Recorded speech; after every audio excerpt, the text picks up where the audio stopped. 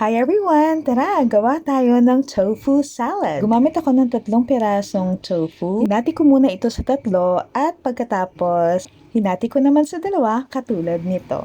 Sa pagluto ng tofu, pwedeng prituhin, ihawin, gumamit ng oven or air fryer. Ako naman, pinrito ko ito using a non-stick pan. Ang tofu or tokwa ay rich in protein but low in calories, kaya pasok na pasok sa keto or low-carb diet at sa vegan diet. Naglagay na rin ako ng asin at paminta. At dahil lightly brown na ang ating tokwa, pwede na itong hanguin at iset aside. Sa paghugas naman ng ating mga gulay, make sure na hinugasan ito using running water at pagkatapos kailangan pa rin itong ibabad. Pwede sa asin or baking soda or meron naman nabibili din sa grocery na fruit and veggie wash. Ayan, pagkatapos nating banlawan ito, ngayon ibababad naman natin sa ice cold water para pag kinain natin yung ating lechugas, malutong at malasa siya.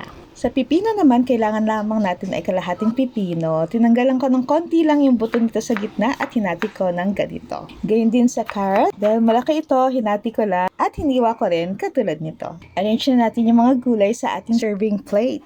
Unahin natin ng lechugas, kasunod naman ay pipino, at pagkatapos, carrots naman. Isunod na natin yung ating tokwa. Hinati ko pa ulit sa 2 yung ating tokwa para bite-size siya. 2 dressing ang ginamit ko dito sa ating salad. Yung isa, garlic and ginger vinaigrette, at yung isa naman yung creamy mayo dressing. Gumamit ako ng 1 pirasong bawang at 1 thumb-size na luya. Ngayon, gawin na natin yung ating unang dressing. So, gumamit ako ng apple cider vinegar, pero yung regular na vinegar po pwede yun. 1 tablespoon lamang. Isunod natin yung olive oil.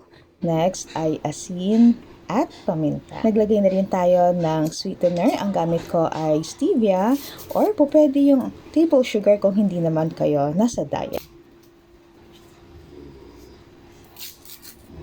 Sunod natin yung 1 pirasong calamansi. Nilagay natin yon, so parang nasa half a teaspoon yung ating calamansi juice. Yan, mix na natin lahat. Nilagay ko na rin yung ating grated bawang and luya. Pag titingnan nyo, parang ano kaya lasa nito? Pero pag natikman nyo to, talagang masarap siya. Kahit hilaw na luya at bawang ang ginamit natin. Lipat na natin ito sa lalagyan at gawin naman natin yung ating next dressing.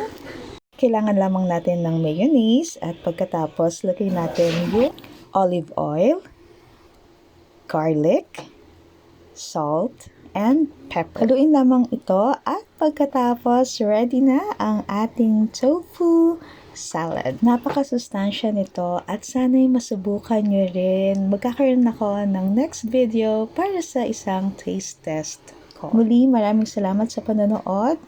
God bless!